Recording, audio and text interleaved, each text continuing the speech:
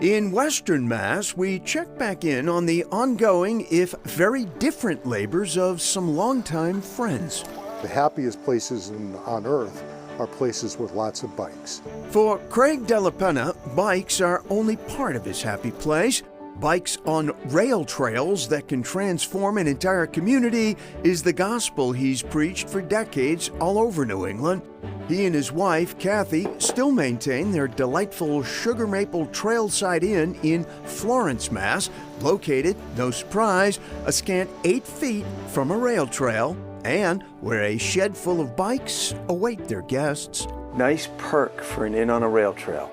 A Northampton realtor whose niche is properties along rail trails, Della Penna's passion is helping to boost efforts to get rail trails done. As a former rail industry executive and writer on rail history, his vast knowledge and grasp of detail makes him sought out by rail trail projects that need help getting to that vital and final yes. Now, it takes a long time, but if you can't get places to yes, you can't get built.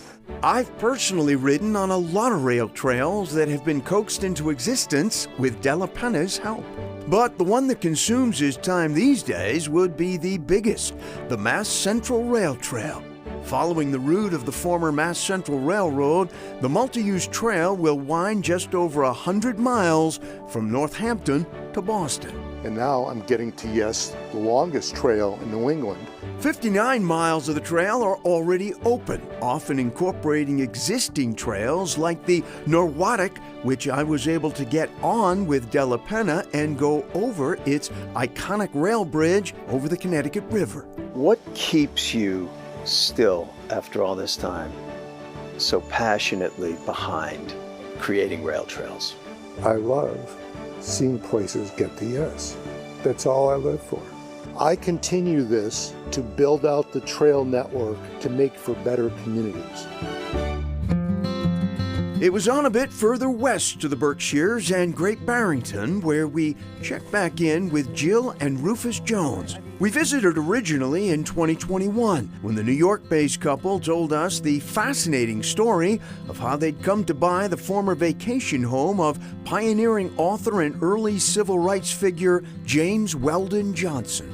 Johnson was really an extraordinary American. He's under-recognized in terms of what he did for the country and for the world. In 2016, Jill and Rufus formed the James Weldon Johnson Foundation, a nonprofit dedicated to advancing Johnson's remarkable legacy through both education and the arts. Have you been surprised at how the general awareness of James Weldon Johnson, at how that's grown? Yes, we've seen a lot more awareness of who James Weldon Johnson was and the impact that he had on our culture. Everything from the NFL introducing Lift Every Voice and Sing as a national hymn. The symbol and center of those efforts all revolve around Johnson's fabled writing cabin in the woods here. Once thought to have been lost, Jill and Rufus happily showed it off in 2021, just prior to the start of restoration. And now... So first of all, there's a roof. Yes. Because there was a tarp up there when we were last here. The interior's next up. We're walking on the floor, which we couldn't do in our first visit. Listen to that. This is what he wrote about in his poems. Soon, it's hoped, artists in residence will spend time in the cabin, even as Jill and Rufus are amazed and gratified at the steady growth of support. What made the project a labor of love to begin with is as strong as ever. We haven't reached our goals yet. The overall vision is to create a place where people can come to live out the values of James Weldon Johnson. This is where Johnson wrote some of his most famous works. So there's a loving sense in the land as well as a loving sense in this community. And we believe that 5 acres is a part of this magical place.